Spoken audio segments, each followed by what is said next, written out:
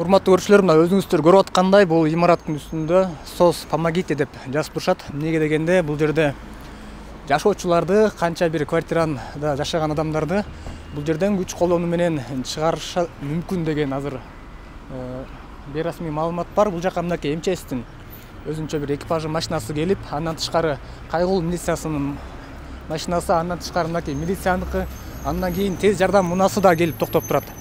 Бул жерде мынакей өзүңүздөр көргөндөй милиция кызматкерлери дагы имаратты тегеректеп курчоого алган. Бул жакта дагы МЧСтин машинасы турат. Бул жерде жашоочуларды мыйзамсыз салынган жер, бул жерден чыккыла деген талап коюлуп атыптыр бийлик тараптан. Ал эми бул жакта турган мынакей жашоочулар, булар болсо кантипедей акчага, кээ бирөөлөрү наличка акчага дагы сатып алган деп айтып атышат. Азыр өздөрүнүн оозунан дагы маалымат угуп көрөлүк. Саламатсыздар. Ассалому алейкум. Ассалому алейкум. Так. Жашоочуларбы сиздер бардыңар? Ооба, бар. Окуя эмне болуп атат азыр? Кандай болуп атат? Ошону айтып берип коесуздар. Бул милициялар Окуя бизге 9-ында 1-inde чыксын деп уведомление берип кетишкен. Анан комиссия түзүлүп, ошону дагы бир тараптуу каралып атат дегенден, эки тараптуу карап жыргатыбыз дегенден комиссия түзүлүп, ошо менен комиссия эчтеке иш болбой туруп эле бири болуп калды. Анан кече мэрге биз барып дагы улантып беришинде уведомление мэрия тараптан келип атабы? Мэрия тараптан келип атат. Сот бүт элек, сот жүрүп жатат. Анан усилениядан сот чечим чыгарып андай болгон жок. Анан ошентип кече мэр орой сүйлөп эле силер чыгасыңар деп кетти. Ошо менен келип боз үй тиксек 60га жакын милиция келип боз үйдү талкалап алып кетти дагы. Эртең менен таң атпай ошол жакта построение болуп, биз чыккандарды киргизбей атат. Биздин жашоочулар көбүнчөсү ичте отурушат. Кичинекей балдарыбыз бар. Светти сууну өчүрүп кетишкен. Азыр ачка үшүп отурушат үйдө.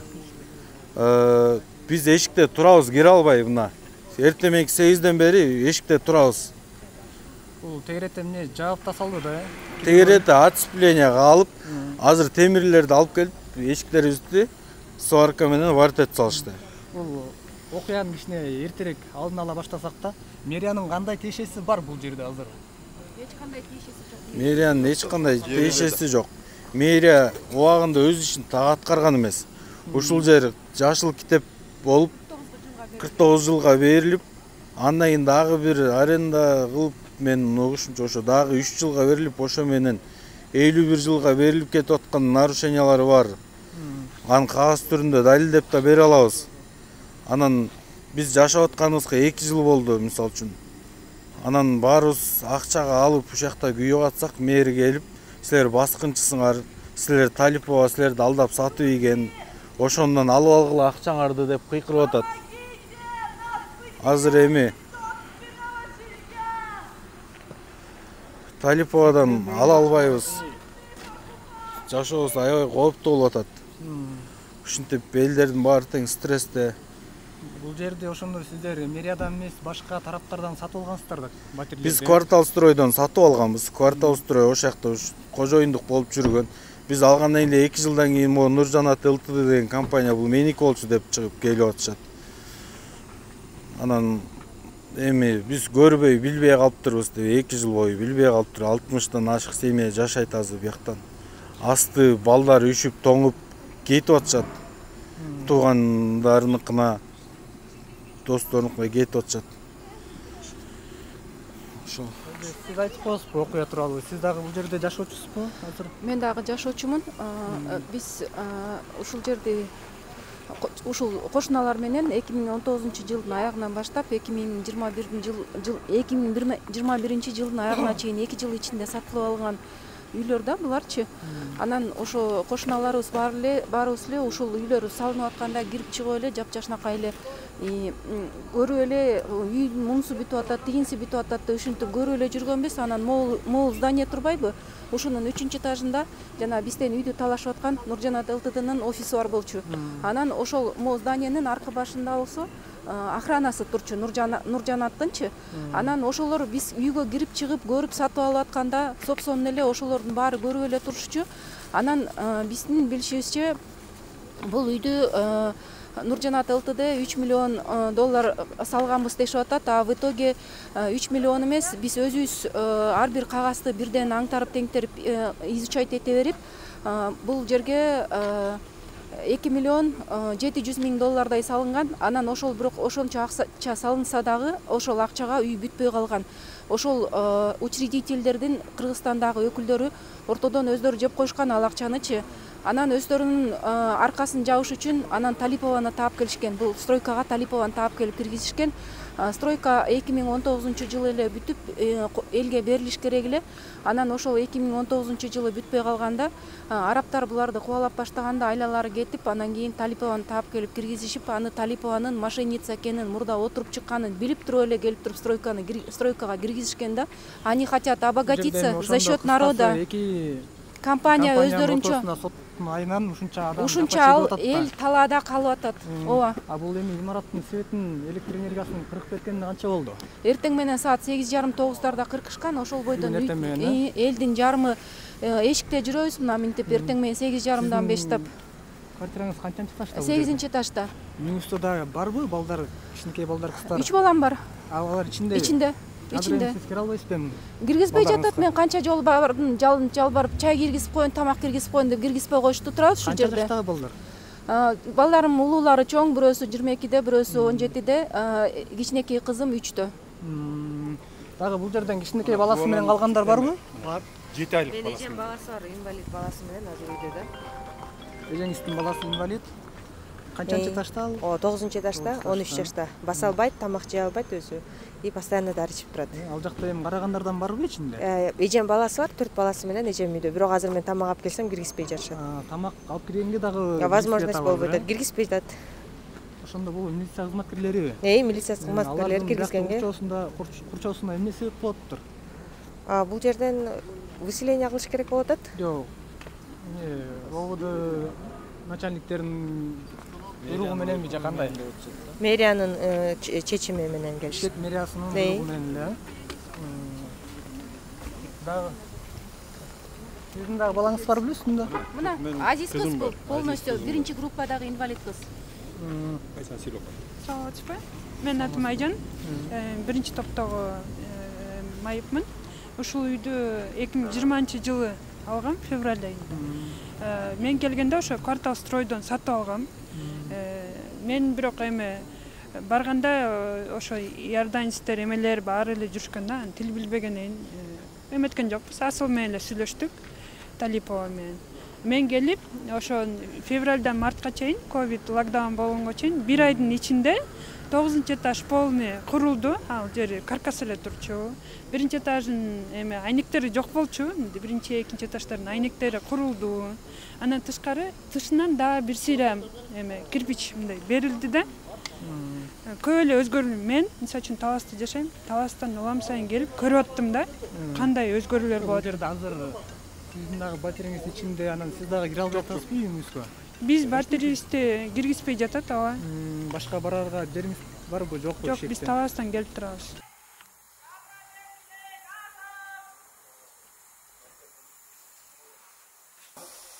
Наоборот, коргоп атат силерди милиция. Коргонбой эле милициядан бери. Силерди алдап атканда коргогон эмес, кайра кызгыз кыйнап атат өзү.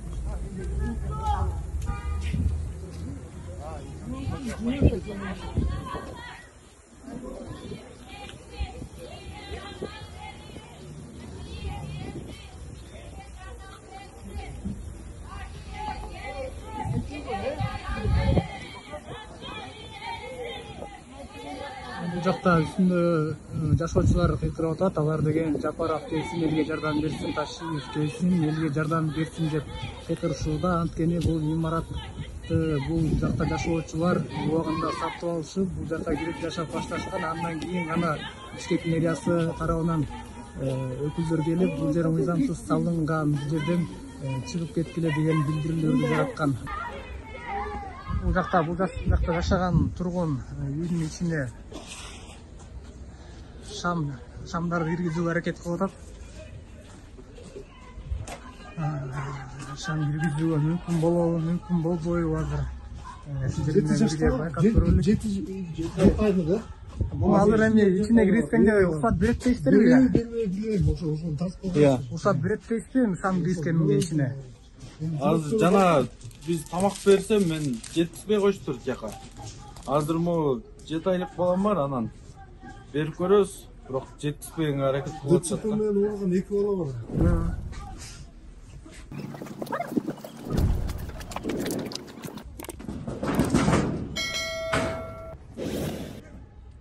Açsаңар сүйлөшөлүм.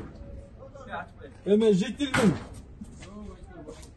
Мен те жакта кичинекей балам коркуп атат, могу свечаны берип койгулачы. 7 айлык баласы бар, берип каласыз бул свечаны. Ыйлап атыптыр. Өзүбүздүн үйүбүз го, ачып койбойсуңарбы эми?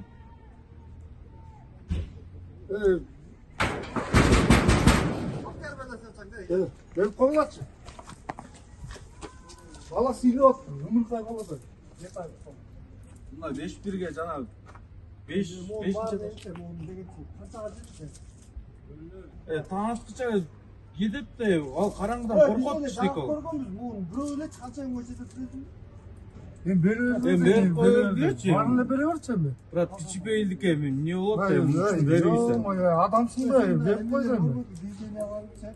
Эмне движение? Я. Баласы Эмне кылып жардам берип атасыңар, брат? Мен өзүм үйүмө кире албай атам. Эмне кылып жардам берип атасың? Канча жол киргизип чыктың сен? Канча жол кирип чыктың? Кел, берчи. Силер да ушинтип калсаңар экен. Өзүңөр ушинтип калгыла, жүрөгү жоктор, билет.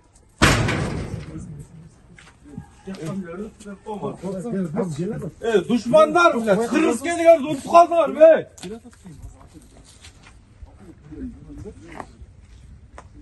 силер кыргызсыңарбы же, кимсиңер, эмне кафырлар менен согушуп атасыңар,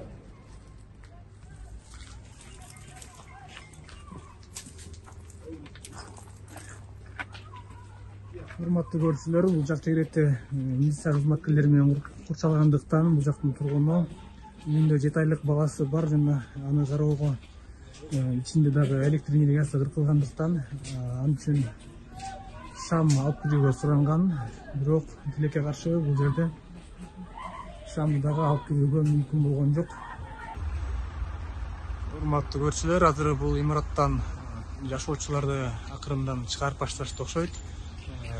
Терезелердин, балкондордун капталдарына атайын коопсуздук үчүн батут үйлөтүп коюшту. Бул жактан секирип кетишпесин деген ойдо. Андан тышкары толугу менен курчоого алынып, жашоочуларды чоң көчөгө чейин сүрүп чыгышып, бул жерден милиция кызматкерлери киргизбей турат. Акырындык менен ичинде жашаган адамдарды дагы сыртка чыгарып жатышат.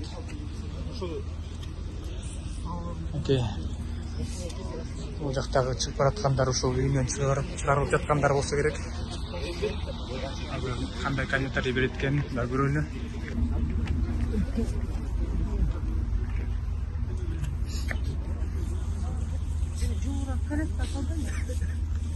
Эже сизди ичинен чыгарыштыбы азыр? Ичинен чыгарып атышабы азыр сиздерди?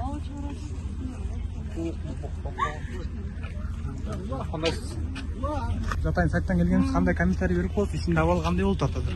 Абал эми кыйын эле, баарын чыдап. Дагы жашоочулар барбы? Эшикти кантип ачып атышат? Эми азыр мындай акырын эле ашылатып эле ачып атышат анан улам. Кетпетеличи. Бирок акыбал өтө кыйын. Кичинекей балдар дагы бар да, 3 айлык 40 күндүк балдарыбыз бар да. Ичинде бар азыр учурда. Буга чейин сиз жанакы эле учурда сиздин кайрылууңуз чыккан Садыр Жапаровго. Ошол сизби? Дагы кандай кайрылууларды кыласыз? Эми кайрылуулар ушул эле. Жардам берсе деген эле үмүтүбүз. Эми биз ушундай шайладык, үмүттөпчү. Жаңы жашоо, мыйзам менен ушунча эне ушу бир балдарыбыздын келечеги деп биз алдык да тамдарыбызды, ушулар чоңоюп үйлөнүп жайланып балдар үчүн алдык да. Анан өзгө кайра каршы мыйзам чыккандан өкүнүчтүү, өтө өкүнүчтүү. Сиз бул жерди качан жана кимден канча акчага сатып алдыңыз эле? Биз деген 2020-жылы октябрь 26-сында Асыл Талиповадан алганбыз. Лалафодон тапканбыз биз деле. Келишимдериңиз бар? Келишимдер бар. Канча акчага? 2 миллион 280 миң алганбыз. Ушунда $29,000 алганбыз. Азыр эми балдарыңыз менен кайсыл жакка барасыз? Аны турган жерибиз жок. Мүлде эч жакка барабыз. Эми бир туугандарыбыз бар, эми барган болгон менен батпайсың, алардын деле 5-6 баласы бар кимдики. Анан билбейм. Өтө эле кыйын, өтө эле ойлоп койсо болмок. Эми ушинтип чыгарып аткандан кийин бизге дагы төлөгөн акчаларыбызды үй таап берип, чыгарып же бир өзүнчө бир жеңилдик кылса болмок да. Биз деле канча акча салдык, мына ушул көтөрүлдү деле 2020-жылы алган. Көп нерсе бүтө элек болчу. Ушунун акчасына бүттү да. Кафелделинек болчу жана эмелери. Тиктуралары эмеделек болчу. Ошо. Дагы эле үмүттөмүн, Садыр Нуркожоевич, Камшик Кыдыршаевич. Сиздерден өтө үмүттөбүз. Акыркы үмүтүбүз сиздерде. Аллахта, анан жагына сиздерде да. Болду акыркы сөзүм ошо. Урматтуу көрүүчүлөр, бүгүн 1 март түнкү саат 22:00 чамасы болду. Биз бул жака кечки маал бир 18:00 алтларда келгенбиз. Бул жакта Сүйөркулов 146-1 дарегинде жашоочуларды сыртка чыгаруу аракети болуп атат. Арадан 4-5 саат өтсө дагы бул жерде дагы эле милиция курчоого алып, адамдарды киргизбей, ичиндеги жашоочуларды сыртка чыгаруу аракетин көрүп атат. Андан тышкары бул жакта МЧСтен, тез жардамдын унаалары келген. Бул жака балкондун астына дагы атайын коопсуздук үчүн батуттарды орноштуруп коюп, учурда дагы кишилерди чыгарып жатат. Бул жактан чыгарган адамдар азырынча эч жака кете элек. Кээ бир жарандар кайсыл жака барабыз деген ойдо, мынакей журкандарын дагы, плеттерин дагы оронуп отурган чагы. Ал эми бул жактан чыгарылган жашоочулардын акыркы үмүтү дагы да болсо президент Садыр Жапаров менен УКМК төрагасы Камчыбек Ташиевде экенин дагы билдиришүүдө. Биздин тартуучу топ бул жака келгенден бери 5-6 саат убакыт өткөндүктөн камералардын батарейка зарядкалары өчүп, биз ушу менен репортажды жыйынтыктоого туура келди. Саламатта туруңуздар.